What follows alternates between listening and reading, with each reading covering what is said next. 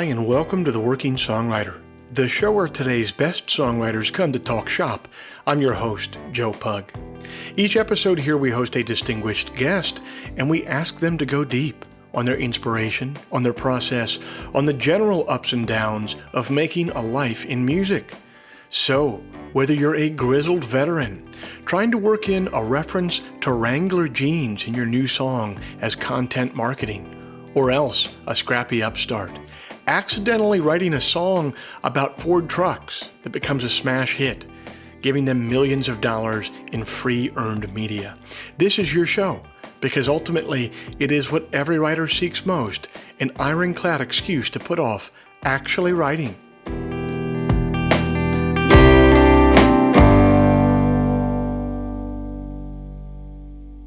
Hey everybody, it's the first Friday of October 2022, and I thank you for joining us. This week's show is brought to you by Bandzoogle. Built by musicians and for musicians, Bandzoogle is an all-in-one platform to build a beautiful website for your music. I'm old enough to remember when you had to pay somebody called a web developer to get a website made, and it would always be some guy named Lawrence who drove a Nissan Xterra that was bumblebee yellow with tinted windows that weren't street legal, and who was always trying to sell you hundreds of dollars of bootleg 10-10-321 calling cards. And old Lawrence would charge you about $1,000 for a website that would be obsolete in 6 months. But it's the future now, you guys. That's not how it works anymore. We're allowed to have nice things now. One of those nice things is Bandzoogle. Bandzoogle powers the websites of tens of thousands of musicians around the world, from weekend warriors to Grammy winners. All the features you need for a professional website are already built in. Hosting and a custom domain name, dozens of fully customizable design templates, tools to sell your music, and merch commission-free. Listeners to the Working Songwriter podcast can go to bandzoogle.com to try it for free for 30 days. Use the promo code TWS, the initials of our show, TWS, to get 15% off the first year of any subscription. If you'd like to hear some of my music live in the coming weeks, the first Sunday night of every month at 9 p.m. Eastern, I'm over on my YouTube channel for Sunday Songs. That's a live stream. I'm live, I'm playing tunes live, I'm taking questions in the live chat, I'm taking requests in the live chat. It's a really fun, really interactive experience. I dare to say that we're building something of a little community over there on those Sunday nights, including many people who are listeners to this podcast. So come on over and be a part of it. That's the first Sunday night of every month at 9 p.m. Eastern on YouTube. Head on over to joepugmusic.com and click on the live stream tab to set a reminder. Finally, if you enjoy this podcast, if you'd like to help it remain a viable endeavor for me, here's a couple things that you could do to help. First, you can become a supporter of the show over at Patreon. Patreon is a platform that allows you to directly support creative endeavors that you find meaningful. You just head to their site, Patreon, Patreon. You search for The Working Songwriter, or you search for my name, and then you sign up to kick in a few bucks every month for the show. Think of it as a voluntary subscription, a subscription that you certainly don't have to pay for, but that you choose to pay for because you dig the show and because you won't miss a few bucks at the end of the month. If just 1% of our listenership would kick in the price of a cup of coffee every month, it would make an immense difference. So thank you to everybody who's taken the time and the capital to support the show in that way. And if you're unable to support the show in that way, I totally get it. It's all good. You can still help us out in a couple of ways that are entirely free. First, you could leave us a rating in the iTunes store. Or second, you could simply tell a friend about the show. Spread the word about the show. The simple math on those two things is that they will help me much more than they will be a pain in the ass for you. Okay. Thank you for letting me get through my spiel there. That's all the harassment I have for you. I really hope that you enjoy this conversation with one of Nashville's most exciting up-and-coming songwriters.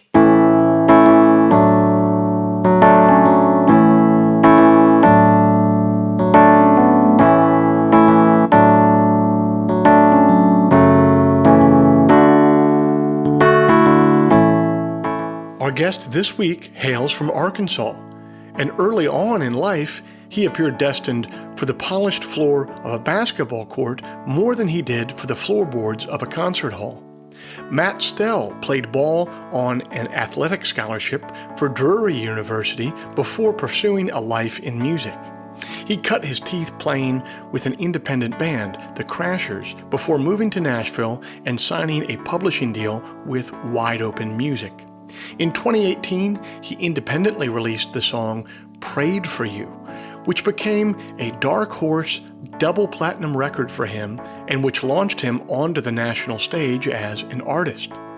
He's shared the stage with Luke Bryan, Eric Church, Old Crow Medicine Show, the Del McCoury Band, and many others. He's recorded for Arista and Sony Music Nashville. Rolling Stone called Prayed for You one of the 10 best country songs to hear now. And American Songwriter very colorfully described him as a rocker and a scholar, a poet and a partier, a songwriter and a sinner. I would venture to say that that's a description that would fit many listeners of this show, actually. I got a chance to catch up with Matt on the phone a few weeks ago and hear about his musical journey so far.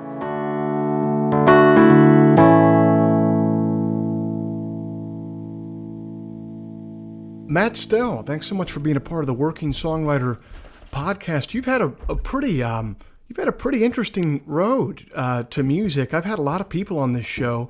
Very few people who played D2 basketball on a scholarship. Very few people who are thinking about, heading into med school and all that. So I'm interested to dive into your backstory. You grew up in rural Arkansas, Center Ridge, Arkansas.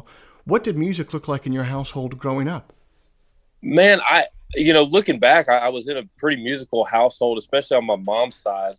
For most of growing up, I had cousins that signed record deals and things like that. I was always, though, an athlete. I never messed with music and never wrote a song until I was in college, and I sort of fell into it that way. So in an odd way, I was around music a lot. I always had a passion for it. I didn't realize that I had such a passion until I went to college and realized, wow, it's something I really love and something I want to pursue. But it was a musical household for sure. But before you dove into it yourself, you must have been a music listener. What kind of music inspired you when you were younger? Yeah, country music was the default setting for me. I'm from Arkansas. I grew up I spent a lot of my childhood in Florida as well, but even still, country music was the default setting. I fell pretty hard for the 90s alternative stuff. That probably influences my ear as much as anything, even still, like Jagged Little Pill and Crack Rear View and What's the Story, Morning Glory, like those records from those bands had a lot to do. And then I played a lot of basketball, so I was around a lot of rap music and like that as well. But it seemed like country music was always what you went back to. And when I started making music, that's just kind of what it sounded like as I was getting going. And honestly, older country music as well. My grandpa you could check out like CDs from the VA hospital, like the library. And so he got me on Johnny Cash and Elvis Presley pretty early, Ernest Tubb, Patsy Cline, and those kinds of things. So country music and old country music probably mostly. It sounds like the default, though, was like that 90s country music. The country music in the 90s had a moment, man. Like there was some amazing stuff from them that still holds up. Absolutely. I mean, it's having a moment now again, like coming back around. And some of the biggest bands in country music are like a new wave 90s country in a lot of ways. And it was a special time and it felt special, but you never know. I guess everybody loves the music they grew up with, but it really seems like 90s country has this kind of resurgence that's really standing the test of time. It does. There's a bass player for my friend Robert Ellis. His bass player Joffrey has this trick, and the trick is if you wake up on the road and you're hungover for van call, all you have to do is get in the van and put on George Strait's 50 number ones, and just put that on with a cup of coffee, and you'll be feeling fucking great by the time it gets to check yes or no. You know what I mean? You'll be fine. Isn't that? I mean, and really, I think George Strait is a great exercise in not a songwriter, but definitely somebody in his camp must have known what a song was because he was picking the litter for decades of the songs that were written, and there's just like no misses for a long time. I would contend there may be some misses later on, but early on in that in that it's it's just unbelievable the songs that he cut and stuff. That's what they really understood at that time. There were so few hang-ups in other forms of music, like alternative music, stuff like that. It was very important for people to be auteurs, like I write the songs as well as sing them. And that's all well and good, and that's fine. But there is something to be said for someone like George Strait, who has this voice and also has an ear, and he can curate songs and pick songs that work for him. No, man, absolutely. I mean, I kind of came up in that kind of indie, kind of Texas country world a little bit, and that was always big there. And when I started playing, in terms of like writing your own, material was always big. But when I moved to Nashville to be a songwriter, I mean, if songwriters don't exist unless artists are there to cut them. And I knew that now that I'm kind of on the other side of that for whatever reason from the way things kind of happen. I always told myself that the song is king, regardless of whose name is at the top of the page, because if you want great songs, you get that's the way to get them. And so, I try to always not pay attention to who wrote it. I just try to pay attention to the song. And sometimes I write it, sometimes I am the one that writes it and sometimes I'm not. And, but yeah, I think it's important to open the door to outside songs. Definitely. So you say you got there to college, and then you say, well, from college I was playing ball, and then I decided to play some music. But that seems like a very casual way to describe what's a pretty serious left turn. I mean, to decide to go into music and creative work, let's face it, it's a pretty strange life decision. Like the vast majority of people do not make that decision. So when did that start to become a possibility for you? And do you remember a specific moment where you thought to yourself, all right, I'm going to take this left turn and I'm going to go for this? I bet if I was being honest with myself, I knew that I wanted to do it very early. Like I started writing songs and playing music in college because when you're playing basketball, you're on campus the whole winter break and there's just nothing to do besides play PlayStation with your teammates and run when you lose. So, right. We tried not to lose too much so we didn't have to run. And then I just had a free time and I sat in front of my computer screen, learned how to play all the songs you play on acoustic guitar, but then soon after, I mean, as soon as I could rub three chords together, I was trying to write songs and, I was bad at it for a long time, but I would have, if I was being honest with myself, I would have known then that that's what I wanted to do. I didn't have the confidence or really just maybe the balls to just be like, this is what I'm going to do. But I knew that when I started writing songs and playing music and trying to emulate those guys and before I kind of tried to find my own voice, I knew that I was always going to play music. And I knew that I would love to do it for a job, but that wasn't something that people did. And so, but in my heart, I knew music was always going to be a part of what I did. So what was the precipitating event that took it from basically a pipe dream to a reality that you were going to try to do? Like what made you say, all right, well, I am going to follow my heart and give this a shot? It was really a lot of staying busy. Like, it was like booking those shows at whatever bar and grill and playing those around and staying busy enough to where, I went to grad school when I got done playing ball, which is another, I just had a kind of a good gig there as a TA and it freed up a lot of time to be able to play music and write songs because, I didn't have to, work a 9 to 5. I had like I was a teaching assistant. I was going to grad school. I felt like I had, if music didn't work out, I'd walk away with some book learning. And so I think that keeping that really was what to put the wheels underneath me. But honestly, it was just being busy enough to play music that kept it going. And as soon as I remember, many times in a van or a truck by myself, in the middle of the night driving home, listening to, whatever, probably the drive-by truckers at the time. And just with a smile on my face, knowing that I had just played music, and I was about to go play some more someplace else for like what I thought for what was enough money at the time to put fuel in the truck and buy a roller dog at the Loves or whatever. So that was like, that was kind of it, man. I just kind of kept staying busy. And then, in that Texas world, a guy named Casey Donahue and his wife, kind of started managing me, and that enabled me to write some songs with them, with Casey that did well on their chart. They have their own country, they have their own like radio chart. And that probably gave me the confidence to move to Nashville to try to like do it like it, okay, well, I've got something under my belt that validates me. I probably, as bad as I hate to admit it, that validation from outside people is very important. And looking back, I sought it out more, a lot. And I think when I finally just got a little, that was what I needed, to make it happen. You described that feeling of being like mid-20s, driving between gigs that you booked yourself in your truck, making a couple $100 a piece. And it's like, I don't know that there's a more pure feeling of just kind of freedom and excitement. It's a very pure thing at that time. The world is unfurling ahead of you, and you have this opportunity ahead of you. Might work out, might not, but the fact is there's just so much potential there, and it's a very exciting time for a young artist and a young writer. Oh, especially if you sold a couple CDs, not at the show or whatever, and you're feeling good about that's a great way to put it. And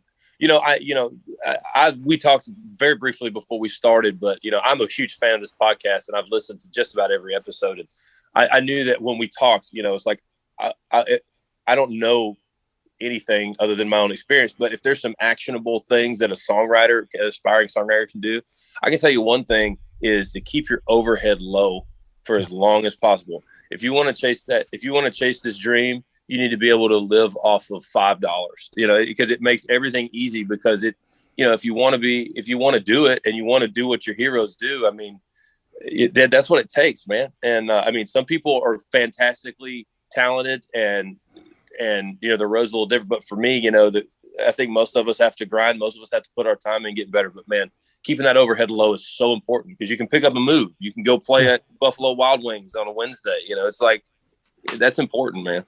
Man, it wasn't until like 5 or 6 years ago, my wife and I started having kids, and I had to start taking finances seriously. And once you have kids, you do that, and it's all good. But I realized that before that, I had been paying myself as a business all throughout my 20s and even my very early 30s. I had just been paying myself like $1,000 a month for like 10 years. Now, obviously, you're generating more money than that, but it was all being plowed back into the business. And it just goes to say exactly what you're talking about right there. Like, I was somehow surviving on that's, rent, utilities, food, beer, everything, and I didn't realize until it was over. I'm like, damn, I kind of, in some ways I would say that I went without because it was a very small amount of money, but I never felt like I was going without, man. I always had a great time. Yeah. I think it's always sorry, there's an airplane flying over. It's so pretty in Nashville. I had to just come sit outside of it. No, you're good. Yeah, man. I some of the happiest times of my life were those moments, like we just talked about, that like golden hour with watching the white lines go by, and like I never felt like I was going without. At one point in time, I had a 1998 Dodge Grand Caravan that I put like 100,000 miles on in like 6 months, and my PA would fit in the back. I could sleep in it, if I needed to. And I never one time like thought to myself, "Oh, this is not where I need to be. Oh, I need something nicer." Or like I don't know. There's something about having a craft and feeling like that you're gaining ground at it. I think there's some science behind that too. Of when you feel like that you're progressing in things, that is the fulfilling part. Is the plateauing is sometimes the part that you got to plow through. But that progression part, and in those days, that progression it's easier to come by. It's you don't need such a thick dose of progress when you're younger than you do, when you get a little older and you got a payroll to meet and you got a million other things to worry about.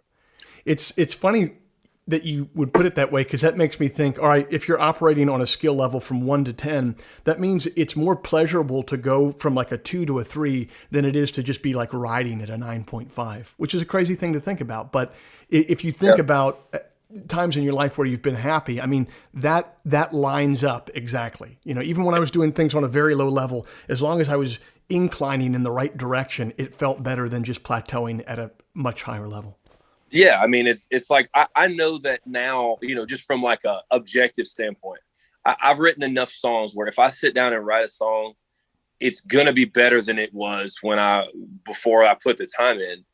But they don't always feel better because I'm writing, maybe like I write a 7.5 or a 7 out of 10 or whatever. I can do that fairly consistently now because I write every day that I'm not playing music.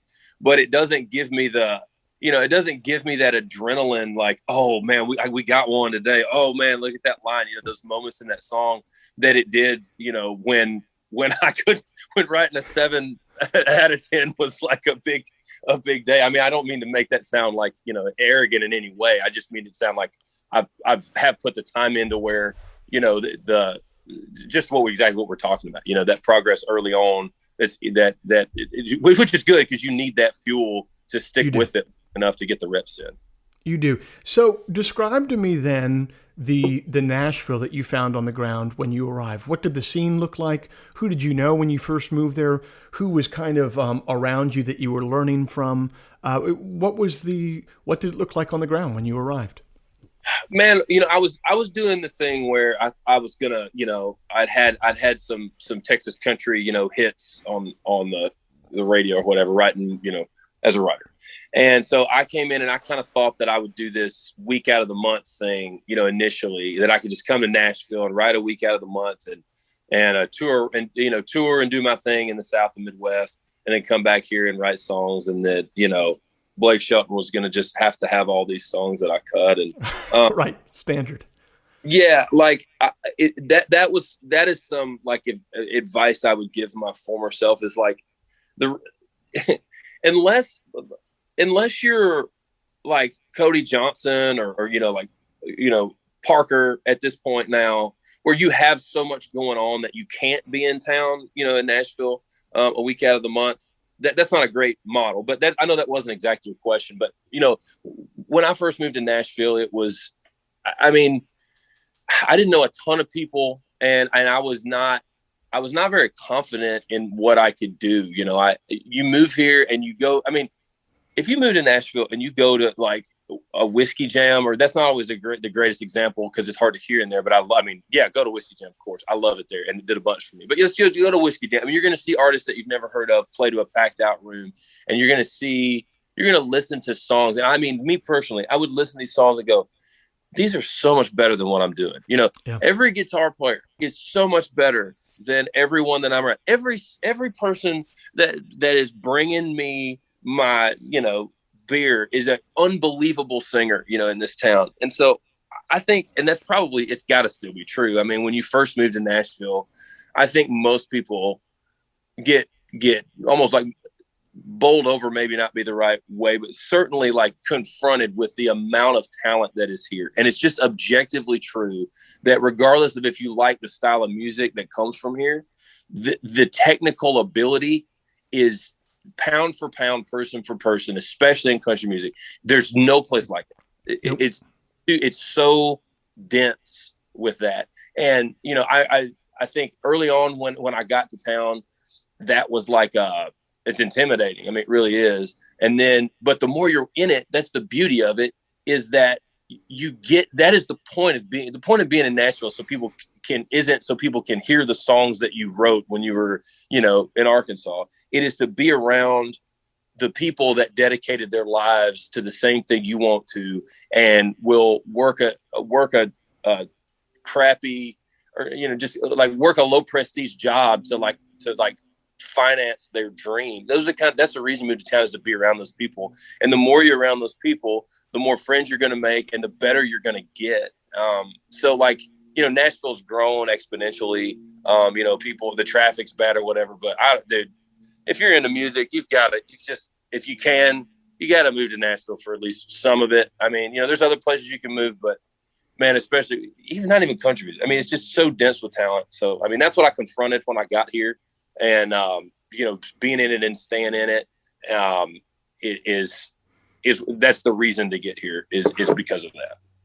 Man, I made a record there a couple years ago, and I played with musicians from Nashville, and it was, I've never seen anything like it in my entire life. Like the level that these guys and gals can play at is, you know, they'd never heard the songs before. You just play through the song for them. They'd make a quick chart, and by take two, everyone Yeah, everyone has like an amazing, like they've put together it. They do it in their sleep. I mean, it's unbelievable the level that the musicianship is at.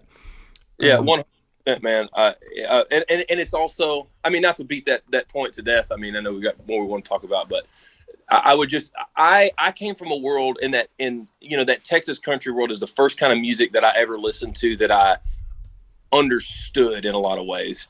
You know, because I was intimidated by Bob Dylan. I always felt weird just to be like, I don't know what you're talking about. And, you know, in some ways, but then to hear people like, you know, and I'll throw like I said, like the Drive-By Truckers had a huge, you know, when Isbell was in that band, they had a huge impact on me. You know, I know that's not Texas country, it's kind of like indie country Americana stuff like that. Sure. But there was always this like tension in Texas with Nashville country because it was like slick and polished. And at the time, because of some marketplace things, the music got to be, you know, catering towards soccer moms, you know, exclusively. Right. So you had a lot of songs on the radio about, you know, how awesome it is to be a great dad and stuff, and which is great. But I mean, I was like 20, like I wanted to hear, I did not want to hear, you know, like that. And so like I got that, but another actionable point of working songwriter things that I have discovered is that, you know, really back then I just had a different set of cliches that I like to hear sung. It wasn't that the songs that were, you know, that I were listening to were any better. They were just a totally different flavor. I mean, it would be like, it would be like if you know, you like coffee or you like tea and you're a coffee drinker and you go to a tea place and it's like, you know, I don't like this because it's not coffee. I mean, that's not a reason not to like it. You know, I don't know if it's a great example, but like that is, just because a song isn't for you doesn't mean it's not a great song. Like, you know, my most popular shit has been love songs, but I'm not a love song guy, like at all. Like 80% of what I do is like heavier. And so I would highlight that back in the day, I wanted to hear songs about drinking whiskey and getting my heart broke. And I still love that. But that doesn't mean that song is any better than a song that talks about how much you love your wife. It's just, you know, you're just not for you kind of. It's so true. I feel like so many people on the more indie end of things, which I guess I would be a part of, they can be so smug about saying like, oh, well, in pop country, they have all these cliches. They could say that and then 2 minutes later be like, I'm going to write a song now about a train a-coming. You know, you know what I mean? It's like, all right, man. Well, you know, maybe you're working with your own set of limitations. So you were mentioning there that like when you got there, it's kind of intimidating, you know, the musicianship, the writing, all this stuff. What were one or two of the things, either as a musician or a writer, that immediately you thought to yourself, I have to improve on this? And what did you have to improve on? I immediately recognized that people were writing titles in a different way than I did in a country music world. And I knew that I wanted to write, just for example, I think one of the greatest country songs ever written, and it's mainly because of the chorus, is In Color, like the Jamie Johnson song In Color. Like, you know, you should have seen it in color. And I knew when I moved to town that people were attacking titles in a different way than what I was doing, in a different, like a turn of phrase. And I knew that I loved that, and that I wasn't doing that in my writing. So that's one thing. And you know, what ends up happening, in my opinion, is you do that and you kind of veer, you know, you can kind of swerve into the other ditch a little bit of writing, you know, too many cute ass titles, you know, with the, you know, you end up writing Beer Pressure, you know, and like, which is like, you know, whatever, it's fine. Like, yeah, but to learn that skill of learning how to find, you know, turn a phrase in a title that way, that makes you go, wow. That's an actual lyrical hook, which is, I think, fairly unique to country music. I mean, not completely, but that's one thing for sure that I remember. Man, I'm gonna have to get I'm going to have to get better at that, or I want to get better at that. And then I think too, there's, from my experience, you're writing songs and then, I want these songs to be so good that I'm just cramming them full of shit and that's not a good song. I mean, it's like a riddle is not a good song. Too much, a song that's out of focus in terms of its scope, is like not a good song. And so there ends up being this, like, you learn how to edit a little more ruthlessly of what's the clearest way to say something. That's another thing too. And then, I mean, thirdly, I would say that melody matters more than, especially if you're like a person, like I'm going to say us, but like if you have an indie ear, you're into country music, you're into like folk Americana, melody matters more than you think it does. And it matters more. Maybe it matters the most. I mean, even my favorite songs are my favorite songs mainly because I have a lyric that bowls me over.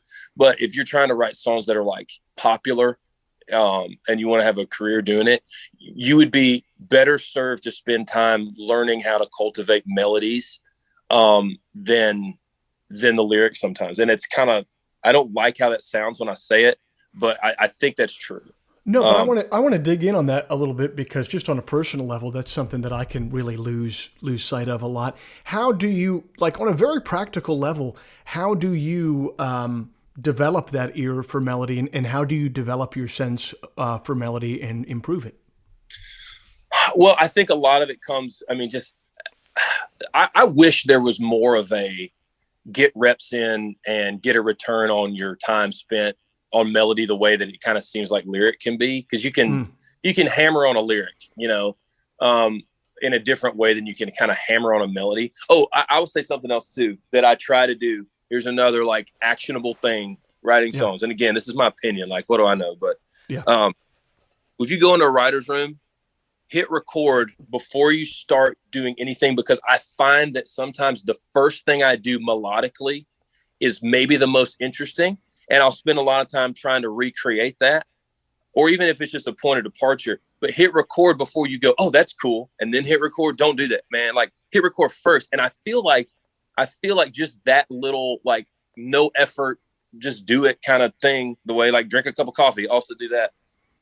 You'll be better for it. Like you'll find something in it, in your songs, or you'll have a melody to start from. Cause I find myself chasing what I came up with the first time. But man, to answer the question more directly, I think it's mainly listening to stuff a lot. I mean, you spending time with your instrument a lot. I find that the people that grew up with music the most, that speak it the most fluently, like speak melody the most fluently, are a lot of times the people that, the people that spend the most time with it, but that kind of grew up with it. I find that people that spend a lot of time around pianos seem to have a different perspective on melody, because the way that chords go together makes a little more sense than a guitar does. I mean, just as you look at it, I mean, it's obviously very similar, but yeah, spending time with music, I would say. I mean, some people are just born with it. I mean, maybe listening to other kinds of music too is a great way to catch a fresh melody. I come from a country music world, so country music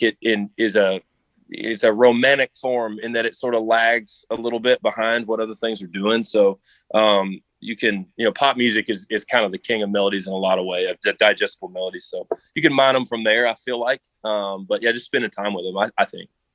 It's interesting when you talk about that idea of just hitting record first so that you get that first idea, best idea type of deal. What that kind of speaks to me as is you're talking about, it's like maybe lyrics are coming from, to a certain degree, from an intellectual place, but that maybe you don't want your melodies coming from an intellectual place. Yeah, it's very true. I mean, I'm sure you're familiar with like, type 1 versus type 2 thinking. Like, what is that? Well, it's like Kahneman and Tversky, the behavioral, economists that kind of changed the game in a lot of things. So like type 1 reasoning is like, is your gut is the best way to think of it. Whereas type 2 reasoning is thinking things out. And, there's cases for both of them. You can't always think everything out. You'd be paralyzed in the world if you didn't have a heuristic, if you didn't have, for lack of a better word, stereotypes about certain things to go off of, because you'd be paralyzed by every decision. So we're constantly like going with our gut in those ways. And I think I think from a songwriting standpoint, it's very important to keep how things hit you immediately. I put a little more stock in those than when I have to. Well, if you think about it, because no one is going to give you the benefit of listening to your song twice. I mean, not nobody, but most people aren't. So if like the way you have to punch somebody in the mouth, you have to engage that system one thinking, that gut reaction. That is what you have to trip to get someone to listen to your song, especially if it's a single. Like if you're talking about album cuts, like, yeah, do your thing. But like your single is got, in my opinion, has got to be something that hits people the first time, because you're not going to get a second time, for most people. So it's just a good way to think about it, maybe. Yeah. I mean, I feel like popular art has known this for many, many years. It's not just music. I mean, you think about Dickens, and, he opens a book with, it was the best of times, it was the worst of times. Like they knew that they had to come out and just punch you in the face immediately to get your attention. And especially now, man, there's so much stuff to pay attention to, not just music. Yeah. I mean, you have whatever it is, 50,000 songs a day being uploaded to Spotify. So that's a problem. But then you have, there's video games. There is 24-hour a day political entertainment on cable news. You know what I mean? Like there is so much.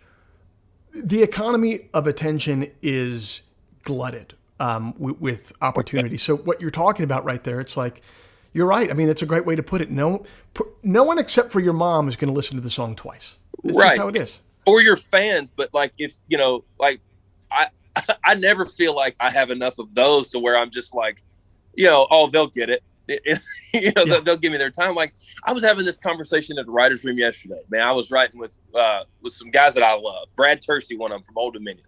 We were sitting there talking. We were talking about TikTok, because TikTok can be very polarizing.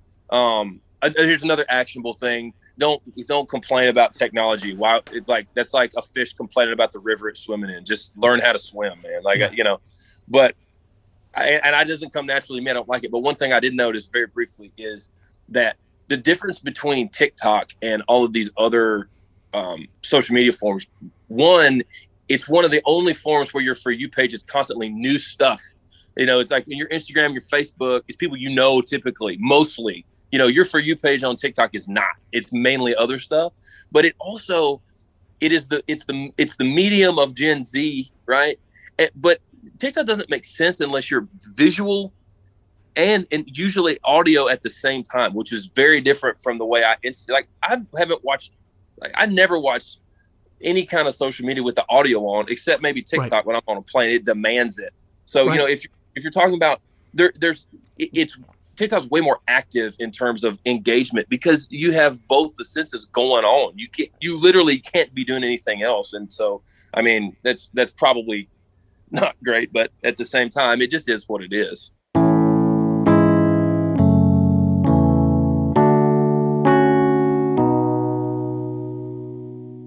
Are you stuck in a rut? Are you tired of listening to that Jimmy Buffett 20th Century Masters CD over and over again and need some new music? Are you sick of making hamburger helper beef stroganoff for dinner every night and you want something new to cook? What you are looking for, my friends, is the Enthusiast Digest. That's my monthly newsletter, which arrives in your inbox the first Sunday morning of every month, bursting with musical recommendations, poetry selections, recipes and cooking techniques for my favorite dishes, and items of general interest culled from the vast cesspool that is the internet. The Enthusiast Digest is free to subscribe to.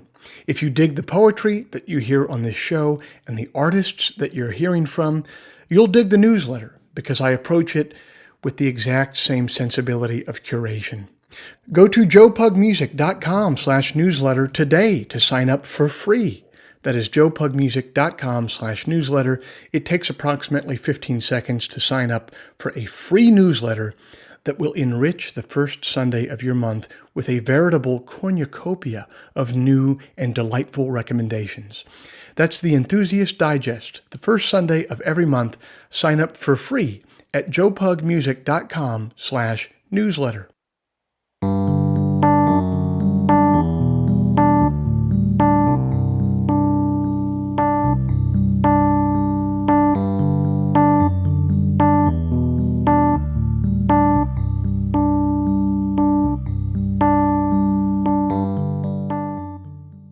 Later in our conversation here, you're going to hear Matt talk about the importance of listening to the music of your peers.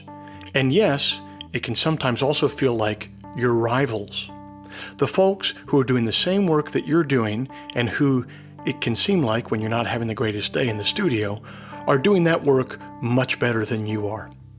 Being able to get past understandable levels of enviousness is necessary if you want to grow as an artist. But man, it can be very difficult sometimes.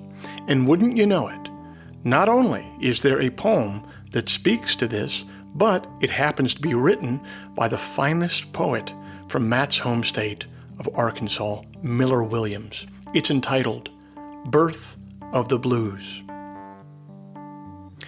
John Keats never read Dylan Thomas or Yeats. Dante didn't know Shakespeare. Neither did Jesus. I think of those I will never know, from countries whose languages sound to me like mathematics. That prince, for instance, who wrote in Siamese in the 17th century, who could well have been the best of all of us for all I know. I think about that poet born today in Montreal, whose verses will go with vessels blown by the lights of stars to the curling edge. I know he is there. Listen, this is the time, or she is. Lord, Lord, I feel like Herod.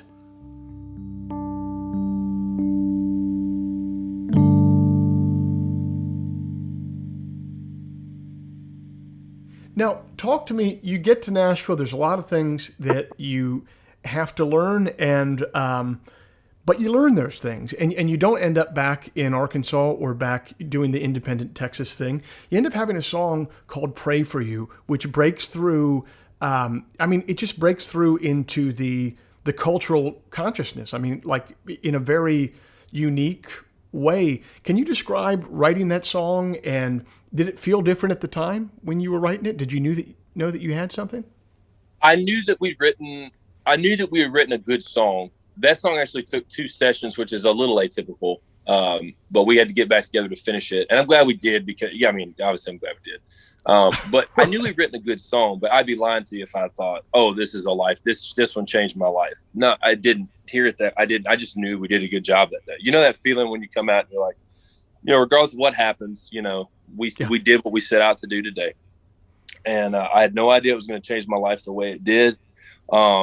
We put that song out, and I'd been to every record label, and they'd said no or didn't get back to us or had critiques of whatever.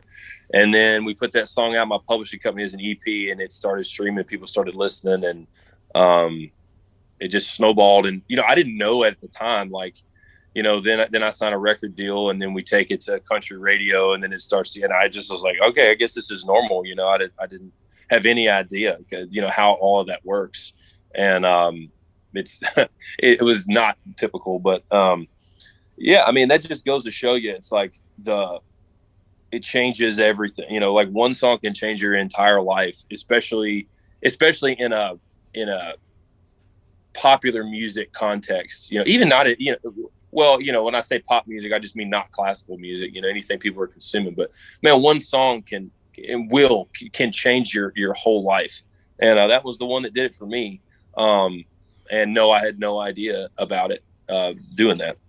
It seems like one song is the only thing that can change your professional life. I mean, we've both seen, people who have had the full weight of the industry behind them, lots of money, lots of opportunity. If they don't end up with an iconic song that the public identifies with and loves, like no amount of brute force from the industry will push them over the top. It's always just that one song. Absolutely. And I was thinking about this earlier, while we were talking, and I think that especially too, so you had the one song breakthrough, and then so if I was gonna say, like I mentioned before, I have a single out now, and then I had Prayed for You. That's the biggest one I had. I had another number one that was more of like a heartbreak song, but like the singles that I've had for the most part, I wouldn't call representative of. They're not like mainstream what I do or what I want to do, and I think it's important to keep in mind that in this business, in this world, if you getting to where you want to get to, with very few exceptions, there are exceptions, but like for me, there takes an amount of compromise with what you do, in terms of like writing from and for your muse and kind of for your own ear versus catering to a fan base or a listener, base, and you will compromise, and there is such a thing as too much compromise, and finding that line has been a difficult thing, for me sometimes, because I came to town to write songs that like my heroes write, and then I had a song that I'm very, very proud of that changed my life, but that wouldn't be that's not like 80% of the music that I've made. So I would want to encourage anyone. Again, don't let me sound like I'm preaching. This is just my own personal opinion on it. But like, compromise can be a good thing if you're trying to make a living at playing music. You're going to end up doing it. And, there is such a thing as too much compromise. I've done it. I've figured out where the line is and how far I will go and how far I will never go again. But that's just also a learning process. But at the end, it bears fruit, because sometimes, especially folks like you and me that have, indie ears, I have a very indie ear, can be good, but it's also like indie is independent for a reason. There's like less of us. Yeah, 100%. So you're saying that the line for you creatively is when they finally ask you to write a song about being a great dad.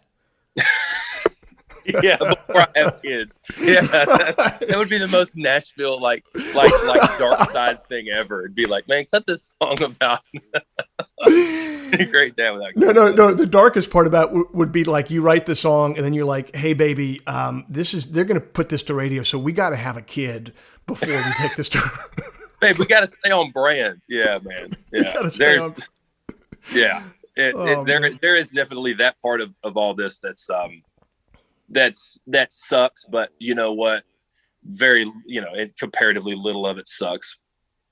I mean, what's it been like on a personal level, man? I mean, you've seen a lot of success in the last 3 or 4 years. You had, a couple of these songs, at least one of them has gone gold. They've gone to #1. Like, this has what's it felt like on a personal level navigating this? Have you navigated it well? Were there things that you didn't navigate well? Like, what's it been like as a person?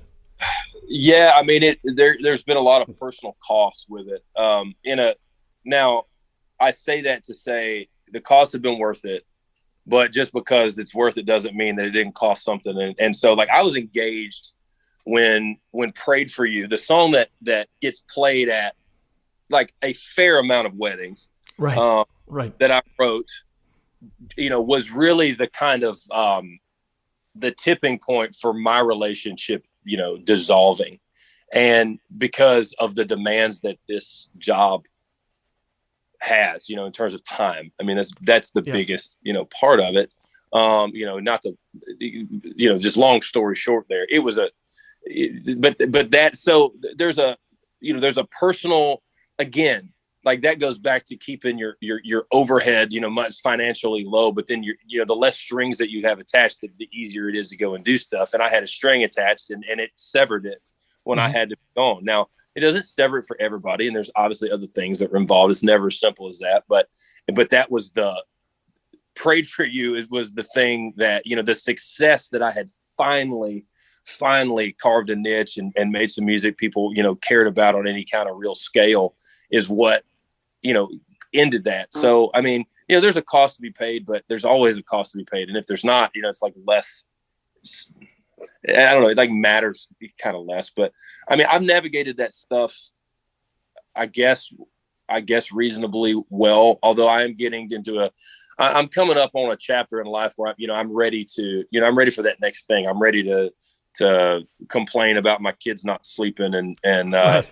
Bite my tongue at Little League games and shit like that. Like they're in the next 5 years, I would love to do that. But yeah, I mean, that was just part of the cost for me. But again, it was worth it, but it doesn't mean it wasn't expensive. For what it's worth, I've never met anyone who bites their tongue at a Little League game. I mean, they let it fly, bro. I'm just going to open I couldn't bite my tongue when I was playing. I don't know what makes me think I could bite my tongue when I got kids. But No, the parents let it fly. It's interesting though, what you're talking about there is there's so much of the time in entertainment and in music when you don't necessarily have to do anything and your time is kind of your own.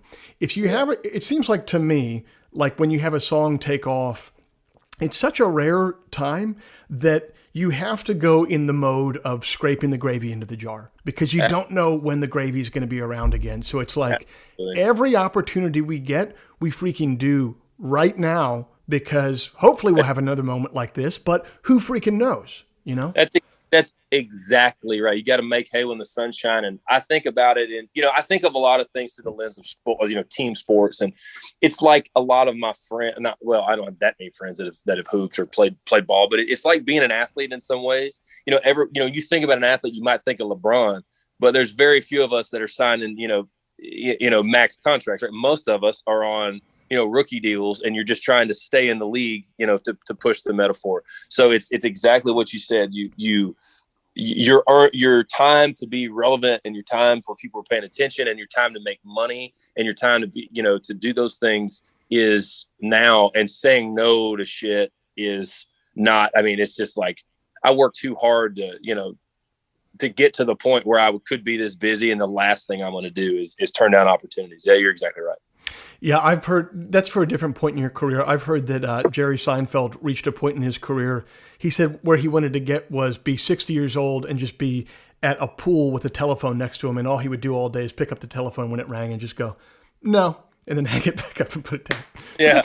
That's a different point in life, Yeah, that's that FU money and, FU years of your life there at the end that I look forward to. And my number gets less and less. What it would take me to do that. Yeah. I'm not at the FU point. I'm still at the please and thank you point. Yeah, exactly. Life, sure. I have some more. Yeah. As you've gone through this and worked with a lot of different people who either on the artist side or the writer side, could be either one, could be both, who do you admire the most as you've watched them as a person and as an artist and as a writer navigate their way through this crazy business? Does it in the right way, in your opinion, and that you just admire and try to take a lot from? There's a lot of people that do it, the right way, and especially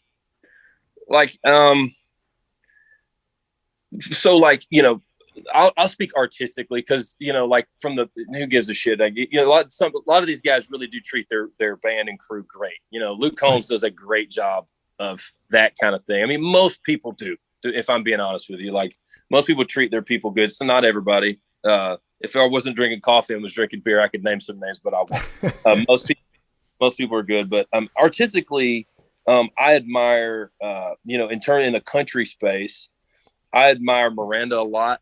I think her sound has evolved where she's making cool shit and she's unapologetically her. She has that, the thing that I take from my days in the Texas world, or aspiring to be. I never was much of a figure there, but I wanted to be.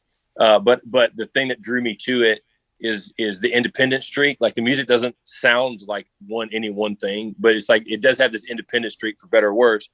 And she does that well. Eric Church, I feel like, does that well. They've evolved and have honed a sound and a craft in these songs, and a lot of what they're doing is rooted in badass songs.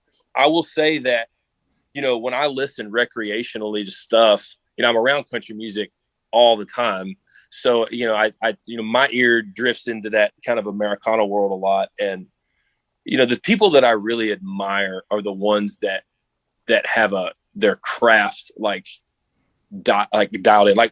James McMurtry is just about my favorite thing to listen to.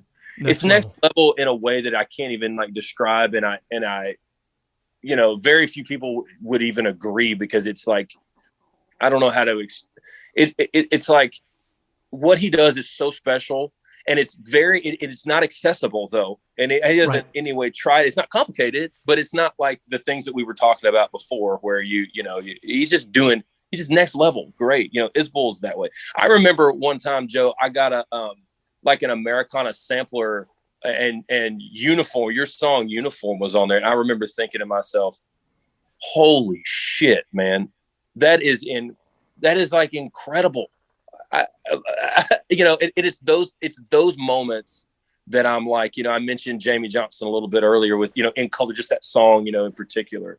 That is really what the most things that I admire is because if I have a core, the thing that I moved to town to do is write songs. Like I'm an artist now, quote unquote. But the song is, and the songwriters is what I come back to. And just a handful of those guys, like Dawes, every time Dawes puts something out, I'm usually, just gobsmacked by what they do.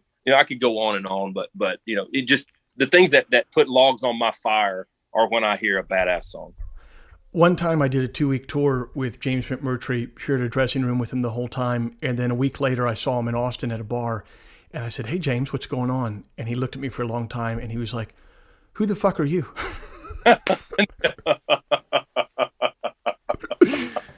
But he's a legend, man. So good I don't have to feel like I have to remember people. Yeah, he's in his own world, but he's a legend. I mean, yeah, I look up to him so much. Well, look, man, this is a blast talking to you, Matt. Thanks so much for coming on the show. It's much appreciated.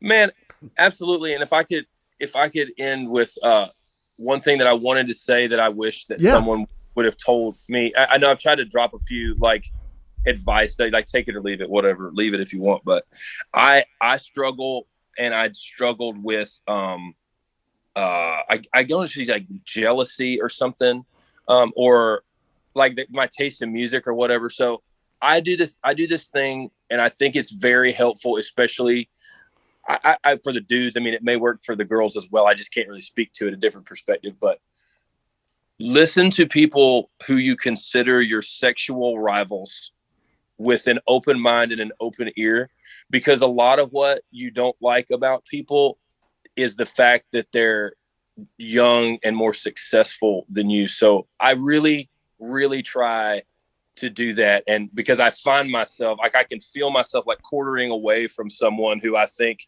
if we hit on a girl at a bar, would get her number or something like that, because it will stop you from understanding why it'll keep you from appreciating some like great music. I was just, I felt like for whatever reason, I wish somebody would have told me that when I was younger, and it'll keep you from being jaded, and it'll keep you appreciating songs and not really necessarily, who's singing it or whatever. But anyway, I just want to drop that in there, dude. Thank you so much for having me. That's sage advice for most people. It doesn't work for people like me who are sexually unrivaled, but for most people I can see. That's right. That's right. Yeah. All right, man. Great to talk to you, Matt. Much appreciated. Absolutely, Jeff. See you, man.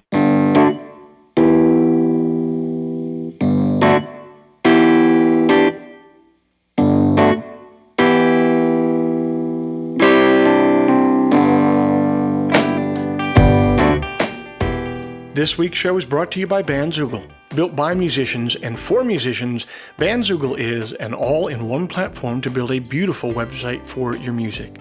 Use promo code TWS, the initials of our podcast, TWS, to get 15% off the first year of any subscription. Matt Stell's latest single is entitled Man-Made, available everywhere music is sold or streamed. If before we meet again you sit down to write, please remember, an expensive drug habit is not a song, a compelling Instagram account is not a song, and most importantly, reverb is not a song. So let all that take care of itself, and for you, just keep your eye on the song.